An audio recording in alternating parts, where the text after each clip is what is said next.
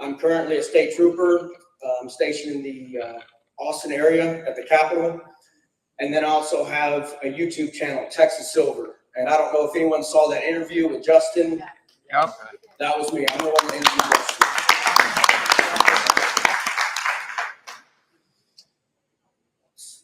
Okay, so the Federal Reserve. The Federal Reserve is not federal, and there are no reserves. Okay? So, and I think that was purposefully done to, hide what's really going on. So a lot of people all ask, what the Federal Reserve is? Who owns the Federal Reserve? A lot of people don't know. So it's actually a private bank, and it's not part of the government. I mean, it's the governors are appointed by Congress and all that, but it's not a federal entity. So they came into power in 1913, December 13th, right before Christmas. I'm sure that wasn't by accident either. They went ahead and snuck that in there. We've had 3 central banks in the history of the U.S. So what is the purpose of the Federal Reserve? So they're supposed to establish economic stability and oversee monetary policy. So they're the ones that set the interest rates. They're the ones that lend money to our government. So that's how money is created. They print the money, or now it's just digital, and they loan it to the government or other entities. So when you go get a loan, that bank has either loaned out your money that you put into the bank, or they get it directly from the Federal Reserve. The Federal Reserve charges them interest, and then that interest gets passed on to us. That's how banks make the money. So they're also supposed to promote maximum employment, maintain price stability. Have they been doing that? No. Absolutely not. That's what all this inflation stuff has been about. So they're not doing their mandate. And then they also moderate long-term interest rates. So they're the ones that lower and raise interest rates based off of different things that are going on in the economy. So this is when I try and talk someone into why they need gold and silver, because gold and silver is money. People are apprehensive of doing it because they're like, what if gold or silver goes down? And I'm like, so I show them this right here. So the graph starts 1913. That was the purchasing power of the dollar, and all the way up to current. So I think there's only 2 or 3% of the original purchasing power of the dollar that is left. So an example down here on the bottom, $1 in 1913 would buy 30 Hershey chocolate bars. Today, that's $26. So you can see, so a lot of people think, well, stuff's getting more expensive. No, it's the purchasing power of the dollar we keep losing that. So that's what's going on. So downward trend, right? Here's gold. Right? So this area right here, I guess, I don't know if everyone can see it. This is 1800s all the way until about right here is where the Federal Reserve came into power. And then right here, I believe, is where they repriced gold. So that's what that jump is. But look, when gold was money, I'm shaking all over the place, but how stable that is. And then once right here, this is where they took gold out of money, and then you can look at how much the value has gone up, but it takes more dollars to buy that same ounce of gold. So silver has a little bit different story, and this is why I'm so big into silver. This right here is when the Hunt brothers tried to corner the market. So if they hadn't done that, that probably wouldn't be there. But again, the trajectory is going up. Okay, so the price of gold in 1913 was $20.76. April 5th, 1933, President Roosevelt signed an executive order demanding that all citizens turn in their gold. So we actually had gold coins. I don't know if everyone knows this. We used to have gold coins that were in circulation. People were running around with gold coins in their pocket. And obviously silver up until 1965. So 64 and older had 90% silver in them. So they made it illegal for citizens to own gold.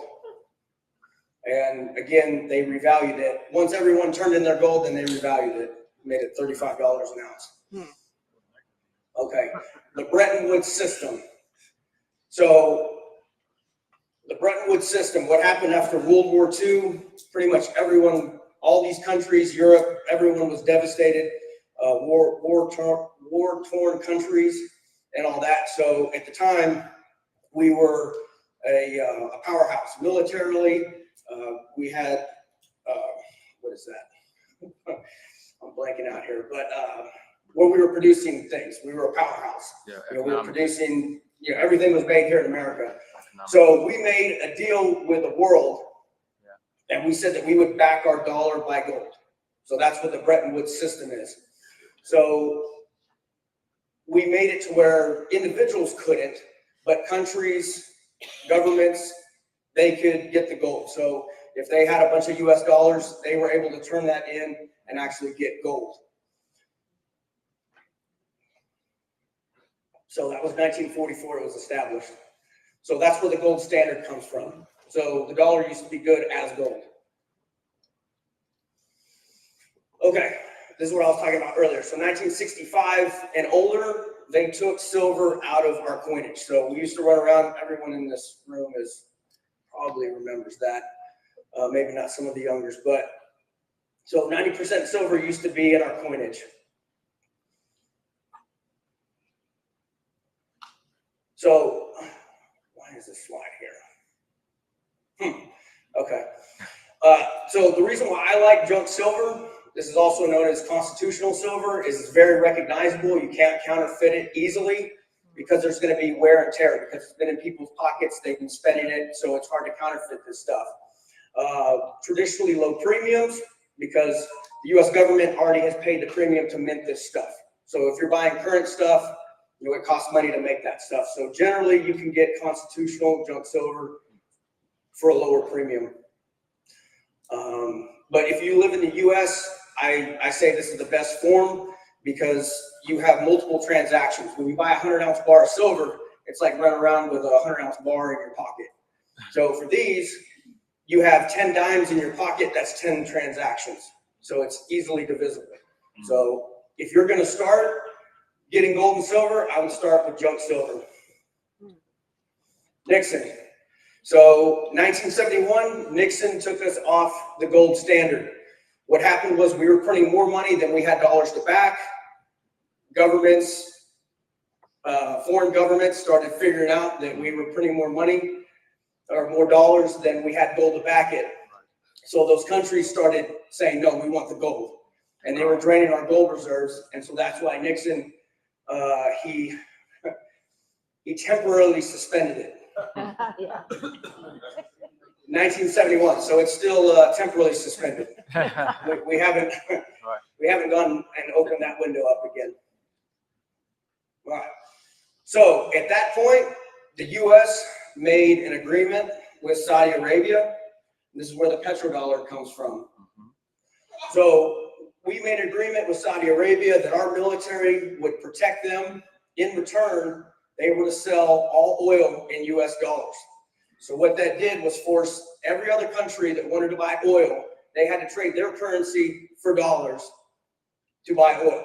So that's how the dollar has become the world reserve currency, which is completely all fiat. It's backed by nothing except for the US. So recently we I guess the petrodollar may not really exist anymore, because Saudi Arabia, that deal ended, and now they're selling oil in other currencies. Yuan, I think they're selling it in rubles too, which is Russian. So where I'm going with all this is the dollar is losing power across the world. It's losing purchasing power. It's losing trust.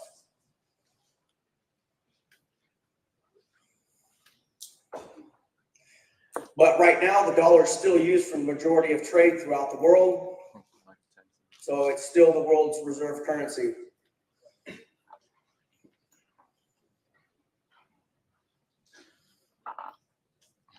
Now, the problem with it, and this is why all these countries are starting to dump the dollar, is because we've weaponized it. And these countries are tired of us pushing them around. And if we don't like what they're doing, we sanction them. We don't allow, like Russia. We kicked them out of the SWIFT system. That's the system that the countries use to buy goods and services from each other. That's the vehicle that we make trade through. So we kicked Russia out of that. So Russia is completely out of dollars. They've dumped all of them. China is dumping dollars. So everyone is dumping the dollars. And what's going to happen is those dollars are going to come back to our shores. If you think you've seen inflation, you haven't seen anything yet. So right here, these are the major reserve currencies, past to present. Starts back in, I guess, 500 BC. So probably most of y'all can't read this. The Greek Empire, the Roman Empire. I don't know what that is, but it was around for a while. Portuguese, Spanish, Dutch, French, British, and the US dollar. Every one of these have failed. And we're right here. So are we any different? No. So I think a lot of Americans feel that this is America, it can't happen here, it never will. Well, I don't think we're going to be the exception. So the US dollar eventually will collapse or lose tons of purchasing power, and it will more than likely lose its reserve status.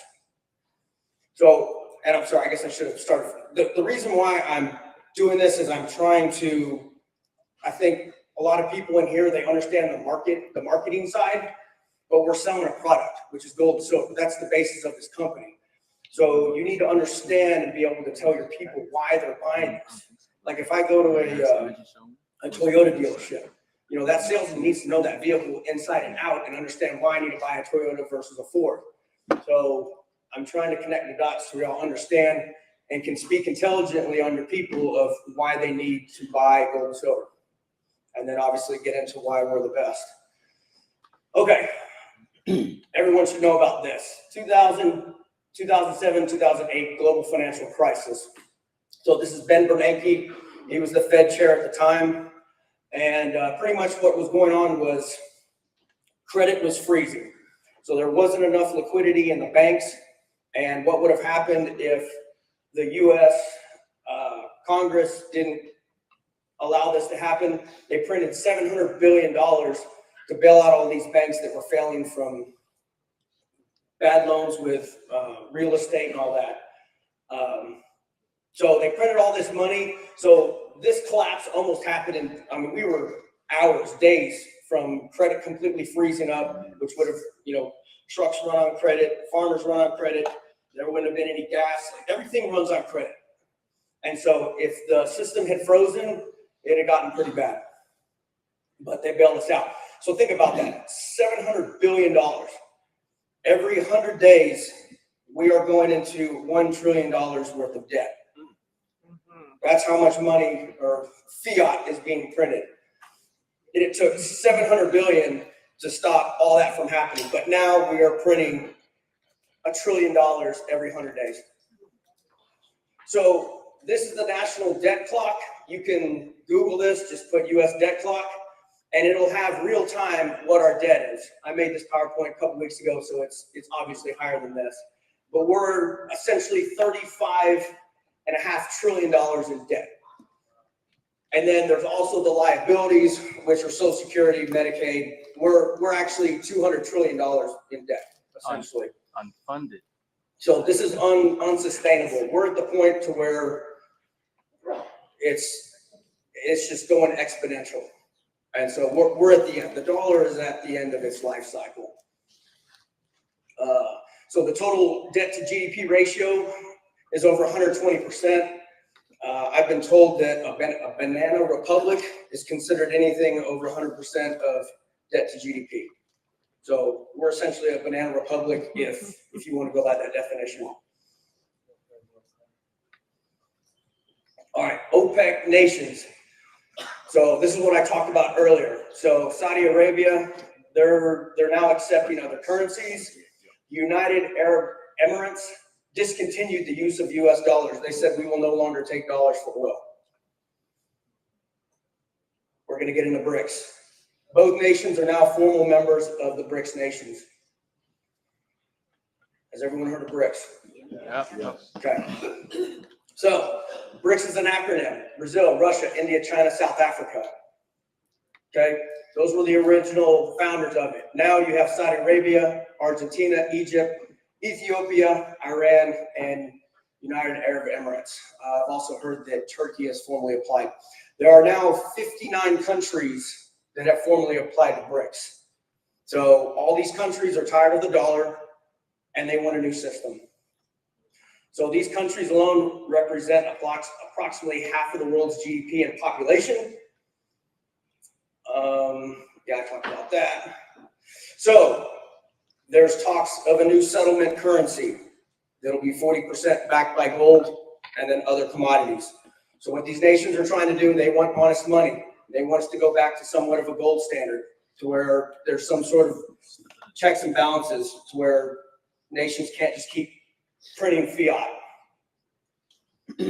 This meeting is supposed to happen October 22nd. So October 22nd could be a huge day. Might want to put that on your calendars. So are we going back to a gold standard? I don't know. I feel like we are. You've got central banks and countries that are buying gold and silver at the fastest pace ever in history. So we took the world off the gold standard. I believe that gold is going to be repriced. And I think the world is going to bring us back onto a gold standard. So if the U.S. were to reprice gold to make our balance zero, they would have the amount of ounces of gold that we supposedly have at Fort Knox. Gold would have to be $200,000 an ounce. So that's how much debt we have. Now, no one really knows how much gold we have. It hasn't been audited since, I think, 1953. So does the gold exist? I don't know. But yeah, we export inflation to the world, and the rest of the world is tired of it. So we can just print and print and print and buy other goods and services, which our fiat is worth nothing. So we're giving nothing for something, and the rest of the world is tired of it. They want fair trade. All right, the dollar to lose its world reserve status. So again, Russia is completely out of the US dollar. There was a huge thing that happened, I think it was a couple months ago. So Russia had US Treasuries bonds that they fairly bought from us. We sold them bonds, and we promised to pay back plus interest. Well, the US, in their infinite wisdom, seized their money or their bonds, and we're going to use that to fund Ukraine to fight against them. So we've pretty much lost. When they did this, all the other countries saw it, and it's like they're like, if they can do this to Russia, they can do it to us. So that is why all these countries are buying gold and silver at the fastest pace, because they've lost trust. We lost it right here by doing that to Russia. So I think China had about $3 trillion in US treasuries. I think they've dumped them down to about 700 billion. And obviously other countries around the world are dumping the dollars and they're buying gold with it. All right, central banks and countries buying gold. Again, central banks are buying gold at the fastest pace in history over the past 5 years. Central banks such as China, Russia, India, and Turkey, they're buying, astronomical amounts of gold and silver. So what do they know that we don't know, right? I want to do what the smart money is doing. I want to do what the central banks are doing and countries are doing, not what your financial advisor is telling you to do. Central bank purchases of gold have tripled since 2022. This is big right here. These countries used to have gold and silver, and they would have it stored at vaults in New York or London. But now they're repatriating it and they're taking possession of it, which I recommend you do. You need to keep possession of your gold and silver. Don't put it in safety deposit boxes or storage. I personally keep it in my possession. So central banks are also buying gold, and it's being held in what they call the gold revaluation account. Why would it be called gold revaluation account? They're going to reprice it, right? China's gold and silver accumulation. China does not export gold. They only import it. And they're probably one of the top miners of gold in the world. They're also purchasing massive amounts of gold and silver. They're buying it off the exchanges, the COMEX and the LBMA. What they used to do is they would keep the paper and they would just know that they own a certain amount of gold or silver that's kept in these vaults. Well, now they're taking possession of it because obviously they don't trust us. So China is the second largest producer of silver in the world. Mexico's the first. So what China is doing right now is they're flying around to South America and they're buying unrefined silver and what is also called doré bars. So they're not buying silver bars that are pure. They're maybe 50%, 70% silver. And so when they do that, it keeps that under the radar to where the agencies that keep track of who's buying what, it goes, under the radar. So we don't know how much they're buying. So China is very secretive when it comes to reporting gold and silver, so we don't know how much they have. I have a feeling they have a lot more than the U.S.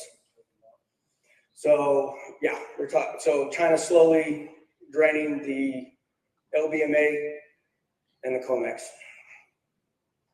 Gold, a tier 1 asset. So the only tier 1 asset used to be dollars or U.S. treasuries.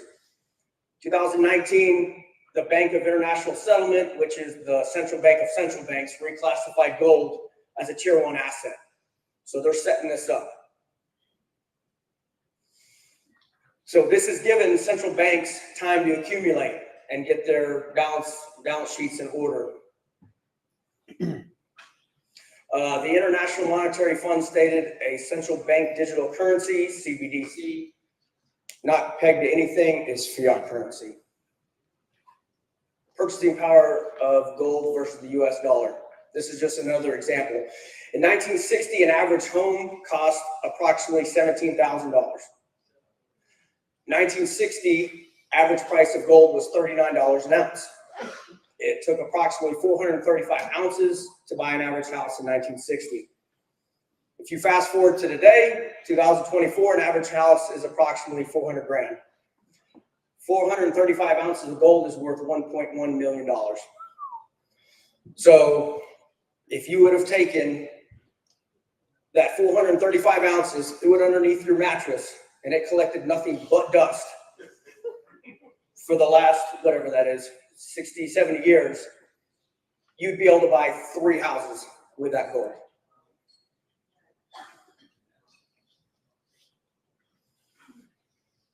Okay, why the US dollar is fiat and not money?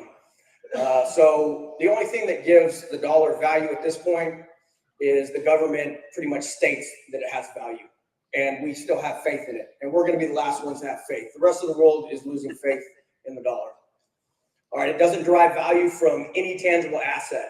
So the only thing we really had going was the petrodollar. Well, we're off of that now. And so now OPEC nations are selling oil in other currencies. So the value is perceived, and we still have faith in it. That's pretty much what gives it value. Once the faith is lost, it's going to have no value. All right, the difference between fiat currency and money. So money being gold and silver. So they all have the same characteristics, except for fiat currency is not a reliable store of value. It's a medium of exchange, unit of account, it's divisible, durable, portable, fungible. But that's the difference between gold and silver and the US dollar. The dollar is not a reliable store of value. So when I try and get my friends to buy gold and silver, because I push for people, I try to pull people into the space.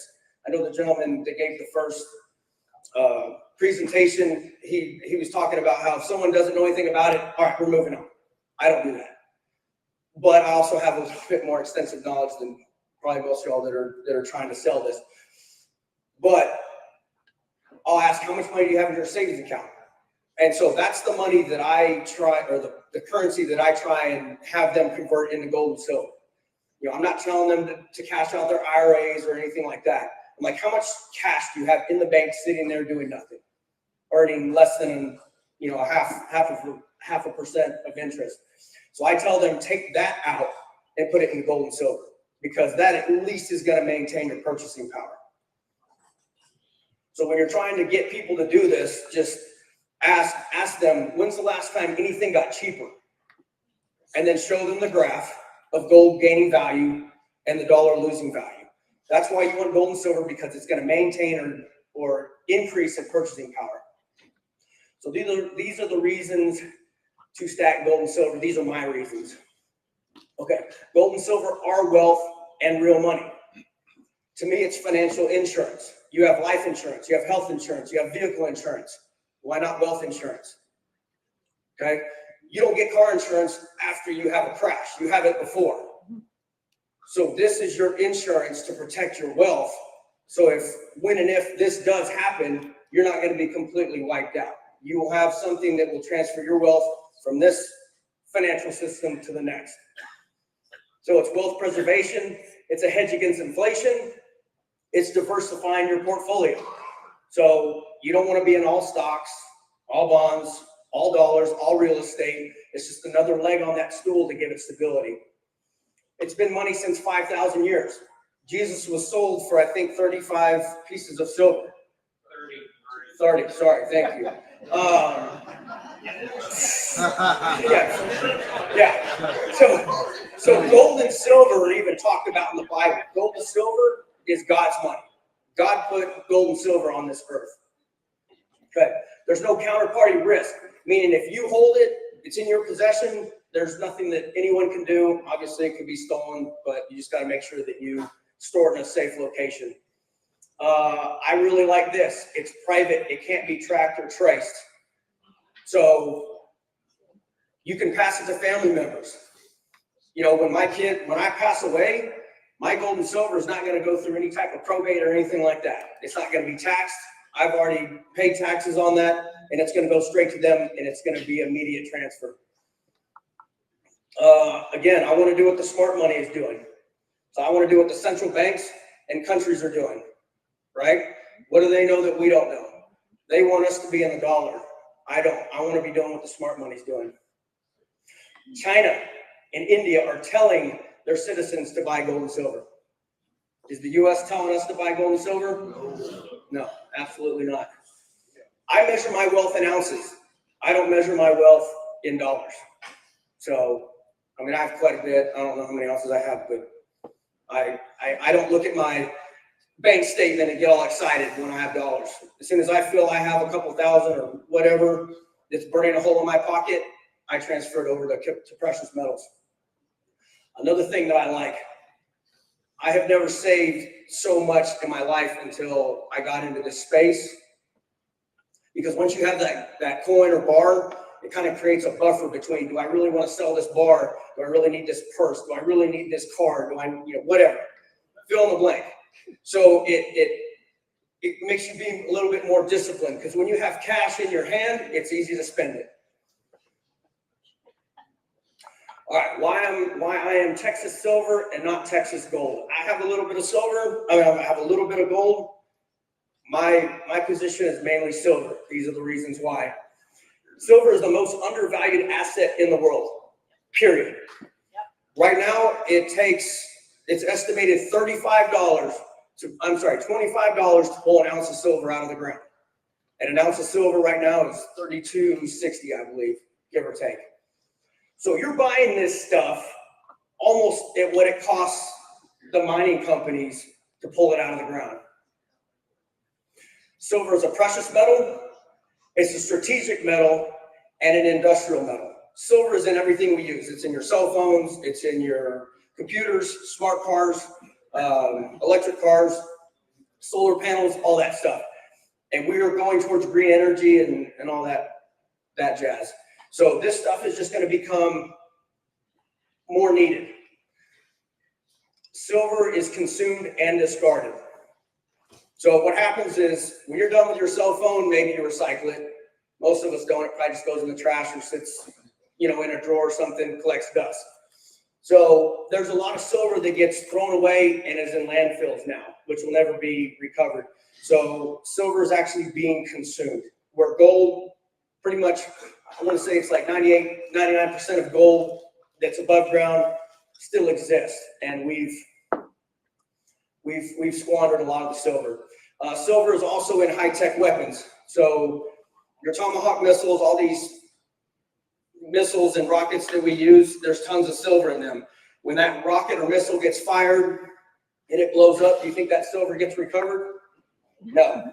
There's 500 ounces, which is essentially a monster box of Eagles inside of every Tomahawk missile. That's 35 pounds of silver.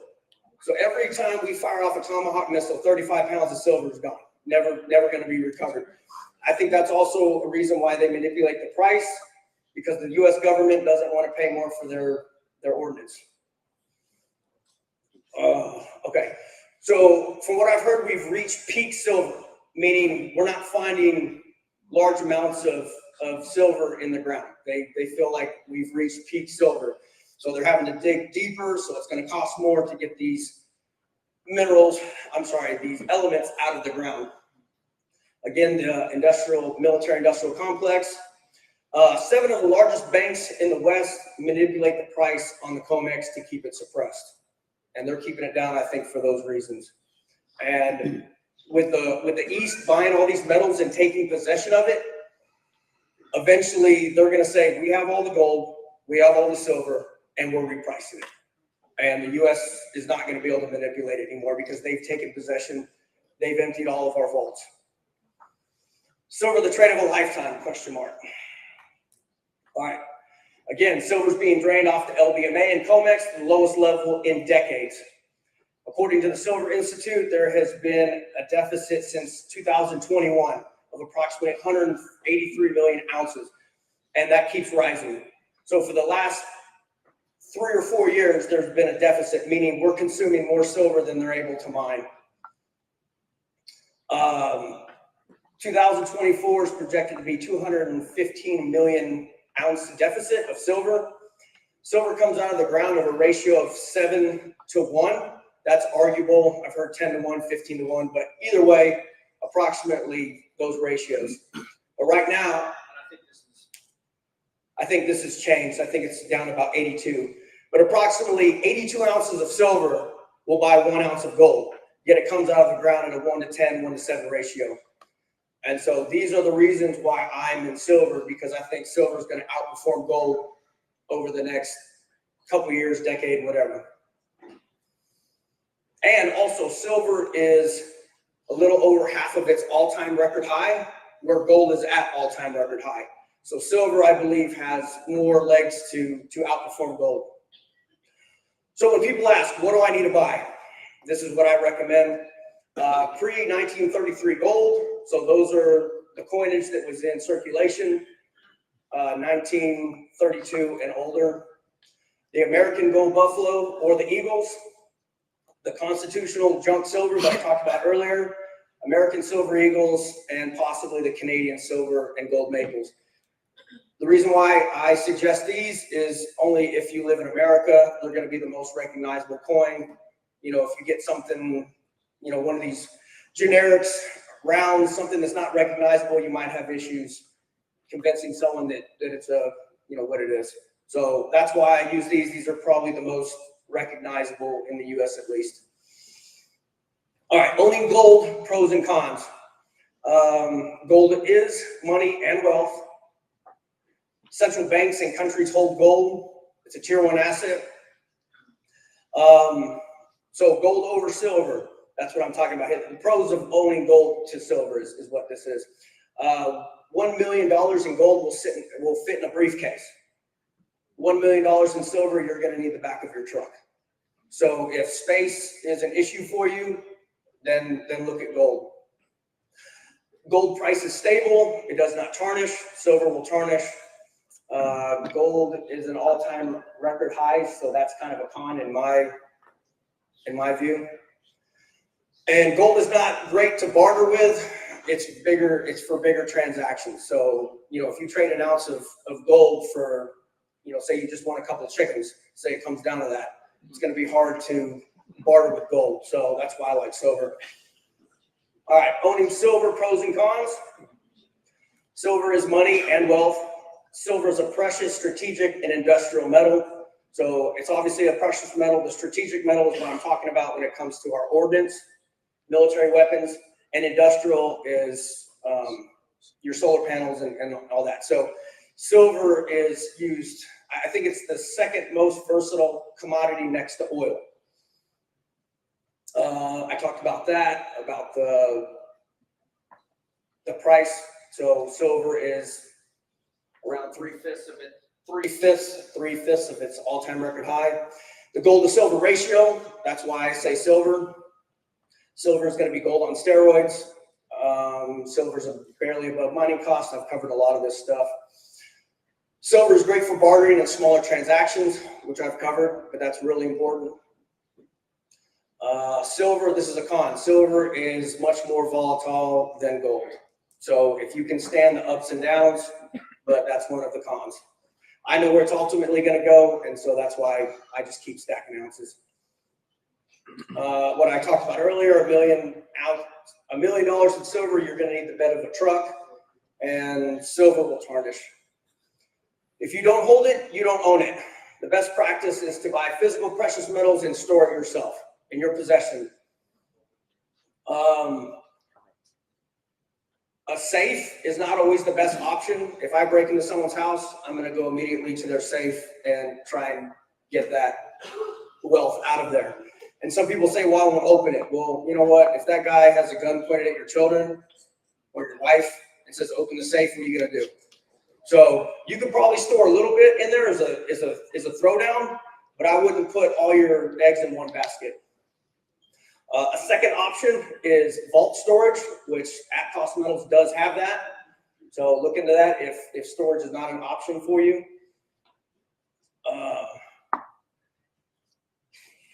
All right, paper, gold, and silver. So I would not recommend buying paper silver, holding it, what's on the exchanges. You want to have the physical. Again, don't put it all in one location, and do not store precious metals in a safety deposit box. Please don't. That technically, if that bank goes insolvent, they can seize your assets. So no, stay away from banks. The best place I have found to purchase precious metals. At Cost Metals is the lowest price on its cost of gold and silver, period. I've been in this space since 2016. I've done lots of homework. I'm not new to this space. When I was first told about this, I was skeptical. The guy that signed me up, he ended up sending me some price lists, and I was like, okay, maybe we're onto something here. I did my research. I actually made the purchase, and I tested the coins to make sure everything was in the up and up, because obviously I'm going to have those questions. Why are they cheaper than everyone else? But it makes sense. But yeah, the prices are the best. And again, I've been in this space almost a decade, and I haven't found better prices than at cost. It's the best way to dollar cost average each ounce you purchase. Again, this is what I tell people, because when people ask me, you know, hey, I want to buy gold and silver, I'll ask them how much you want to spend. And so I tell them, you got to think of it as a Sam's membership. If you're just wanting to buy a couple ounces, at cost probably isn't for you unless you want to do the marketing side. But if you want to buy quite a bit of metal, then yeah, you're going to save. Same with the Sam's membership. It's not worth it if you're not buying stuff in bulk. So it is great, but it honestly isn't for everyone. So you got to kind of ask whoever you're talking to, like, how much you wanting to spend. Because for me, it's my reputation online. I don't want someone to be upset when they buy a membership and they only buy a couple Eagles and they're like, I didn't save anything. So you got to make sure that they're going to buy quite a bit. This is my contact information. If anyone has any questions, that's my email. And then if you want to come over, see any of my videos, Texas Silver on YouTube, like, subscribe, comment below. No.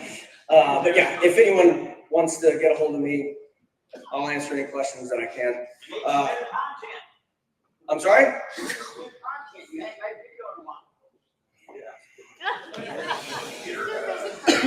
You know what? I'm single, and I like my my extracurricular activity. No, I just have a lot going on. You know, I picked up jujitsu, and so that's taken up a lot of my time. My schedule changed at work, but yes, I haven't made some videos in a minute. I plan to get back into that. So, oh geez, am I allowed to answer questions? I have a question. Can you send that slideshow via email, or can you? Do you feel comfortable doing that? It's too big. It's too big? Okay. I mean, Justin has it. We transfer. This, I mean, you can find me on YouTube, videos that I've made. I do have that interview with Justin. I mean, it's 4 or 5 months old now, but They want the slides, but I don't know. It would just be a slideshow. that's what they want. That's what they want. Yeah, I know. Right. Put your own stuff together. I'm not tech savvy. If Justin wants to do that, he has it. I don't mind. Pros and cons. Okay.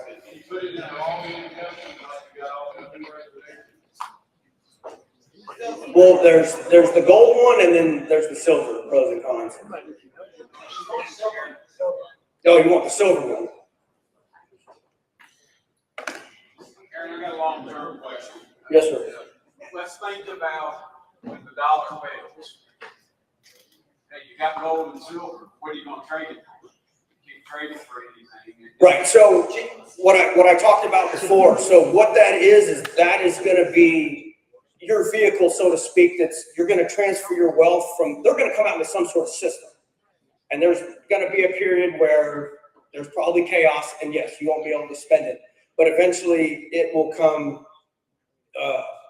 Back online where people are trading or whatever, using some sort of currency that they come up with. So at that point, you can trade your gold and silver for whatever comes next and buy immediately whatever you need to. Does that make sense? It does, and then the temporary suspension that Nixon did, you said it's temporary. What if they go back and make it permanent? Well, what they'll do is it's going to have to be repriced. Yeah. Yes, sir.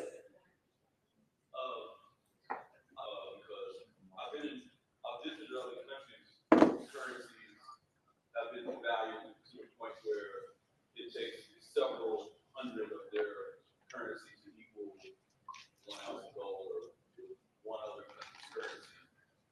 Why wouldn't the United States currency just be hyperinflated and just take a crap ton more of dollars to buy the same stuff like it is in China? That could absolutely happen. And that's why you want the gold and silver to protect your wealth. So what you'll do is say we do get into hyperinflation. And, because people ask, well, when are you going to trade it in? And I don't really have an answer for that. Maybe when it's overpriced, where I feel it's overvalued, or I want another asset. So where I feel, say, real estate gets demolished, and I want to trade it for that. So I may be doing just gold and silver straight for another asset, not even messing with a currency. But to answer what you were talking about. Well, my actual question was, don't you think that's more likely than a collapse where we're like? Oh yeah, we're headed towards hyperinflation if they keep going this route. But so what you do is say you need to go buy groceries. You would cash what you need to get currency at that point and immediately go to the grocery store and buy what you need. Does that answer your question? Yeah. Okay. Or pay off debt, right? If you took and you had real debt and you just traded it for that and not just for money, right? Yeah. Where's Justin? Hold on. I didn't know that we were going to get into all this. I'm at my, Right, I'm done. am I okay? I'm Or done. Am I good to go? we're at 45 minutes. Q&A session. Okay, cool. Yeah, I will answer any questions. I promise. After this, just get with me and I'll answer any questions. Okay? I appreciate Justin for the invite and let me do this. All right, thank you all.